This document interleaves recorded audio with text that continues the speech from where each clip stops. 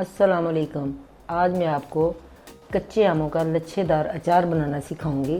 बहुत ही मज़े का बनता है ये अचार। यह चावलों के साथ, पराठे के साथ, किसी भी चीज़ के साथ खाया जा सकता है। ये बहुत टेस्टी बनता है। इसके लिए मैंने लिए 1 किलो कच्ची कैरियाँ ली हैं। इसको मैंने कद्दूकश कर लिया। कद्दूकश करने के बाद इसको मैंने थोड़ी देर फ्रिज में रख दिया था। अब मैं आपको अचार बनाना सिखाती हूँ।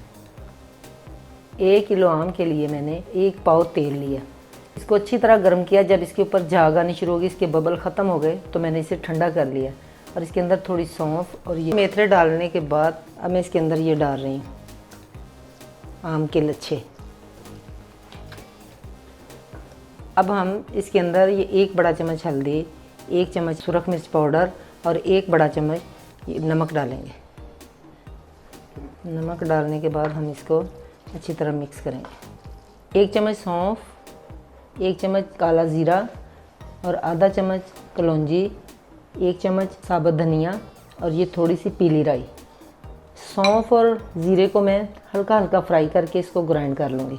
दादड़ करना। और ये धनिए को भी, कलौंजी और राई को नहीं करना, इसको वैसे ही पीसेंगे। तो चलिए अब हम आम का अचार बनाना स्टार्ट करते हैं। अब हम ये सारे मसाले फ्राई पैन में डाल के इनको हल्का सा भून लेंगे। हल्का हल्का फ्राई करना, ज़्यादा नहीं, ताकि इनकी नमी ख़त्म हो जाए। अगर ज़्यादा धूप निकली हो तो आप इन्हें धूप में भी रख के सुखा सकती हैं। थोड़ी देर धूप में रख दें, उसके बाद आप इसे ग्राइंड कर लें। चलिए बस इतना ही करना है, इनका कलर नहीं चेंज होने देना। ये देखें, जो आम हमने कद्दूकश करके इसको मिक्स करके रखा हुआ था, अब हम इसे चूल्हे पे चढ़ाते हैं और इसको पकाते हैं। चूल्हा मैंने स्टार्ट कर दिया। तीनों मसाले लगा के मैंने 1 घंटा के लिए इन्हें छोड़ दिया था। ये फौरी अचार खाने वाला होता है। ये लच्छा अचार बहुत ही टेस्टी बनता है। आप इसे बना के फ्रिज में रख दें। जैसे ये पकना शुरू हो जाएगा, फिर हम इसके अंदर मसाले डालेंगे। नमक मिर्चें आपने चेक कर लेनी है, चेक करने के बाद डालनी है। और अचार पकना शुरू हो चुका है।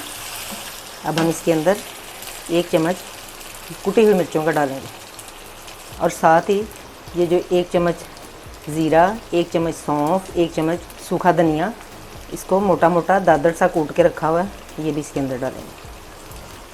अब चम्मच को बराबर चलाते रहना है।